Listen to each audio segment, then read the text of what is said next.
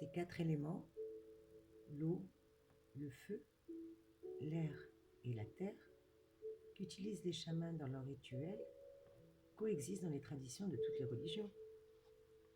L'Église catholique, comme les communautés bouddhistes, juives ou orthodoxes, utilise les bougies, l'encens, l'air, l'eau et la terre pour harmoniser les esprits et les lieux. Dans la tradition chrétienne, un archange est associé à chaque direction et à chaque élément. Et c'est là la partie que je préfère. L'ange Raphaël est associé à l'élément air et protège la porte de l'Est. L'archange Uriel est associé à l'élément feu et protège la porte du Sud. L'archange Michael ou Michel est associé à l'élément terre et protège la porte de l'Ouest. L'archange Gabriel, quant à lui, est associé à l'élément eau et protège la porte du Nord. Je répète, Raphaël est associé à l'air et protège la porte de l'Est. L'archange Uriel est associé à l'élément feu et protège la porte du Sud. L'archange Michael est associé à l'élément terre et protège la porte de l'Ouest. Et l'archange Gabriel est associé à l'eau et protège la porte du Nord. Alors, lorsque vous effectuez le nettoyage énergétique de votre maison, il est recommandé, et même plus que recommandé, de réciter les phrases telles que « Je me tourne vers l'Est et purifie l'énergie de cette habitation par les vertus de l'air. » Faites alors circuler un bâton d'encens dans la direction de l'Est. Puis, tournez-vous vers le Sud et dites « Je me tourne vers le Sud et je purifie l'énergie de cette habitation par les vertus de l'élément feu. » Posez alors une bougie en direction du Sud. On continue en direction de l'Est. Vous dites « Je me tourne vers l'Est et purifie l'énergie de cette habitation par les vertus de l'élément terre. » Posez un bol de sel en direction de l'Ouest. Puis on termine vers le Nord. Je me tourne vers le Nord et purifie l'énergie de cette habitation par les vertus de l'élément eau. Vous dites cette phrase et vous aspergez ou vous posez une coupelle d'eau en direction du Nord. Ressentez en allumant une bougie en conscience que votre maison reçoit ce geste. Rappelez-vous qu'avant vous, vos ancêtres, les chamans, ont appliqué ces gestes pendant des millénaires. En se reliant à eux, vous contribuez à prendre soin de la Terre.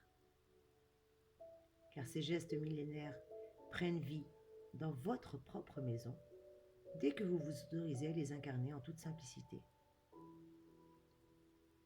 Purifiez celle-ci régulièrement, au moins à chaque changement de saison ou à chaque lune, comme c'est le cas. Ou lorsque tout simplement vous en ressortez le besoin ou que vous sentez qu'elle ne vous porte plus dans vos projets. Vous pouvez aussi installer un petit autel dans un endroit bien au calme pour honorer les 4 éléments de votre maison si vous n'avez pas le temps de faire ces rituels de nettoyage énergétique réguliers. Vous pouvez le faire au quotidien avec un petit autel.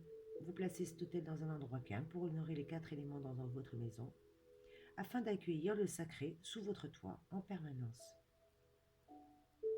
Pour ouvrir un autel, c'est très simple, vous installez un petit meuble.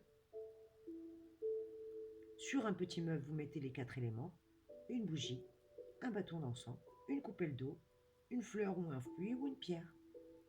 Et si vous sentez que vous êtes relié, n'hésitez pas. Si vous vous sentez relié à une image qui ouvre votre esprit, posez-la sur votre autel. Après tout, c'est votre autel, vous faites comme bon vous semble. Quand vous vous sentez trop lourd ou en perte d'énergie, n'hésitez pas. Venez vous ressourcer auprès de cet autel. Venez vous ressourcer auprès de lui quelques minutes pour y remédier et pour y méditer.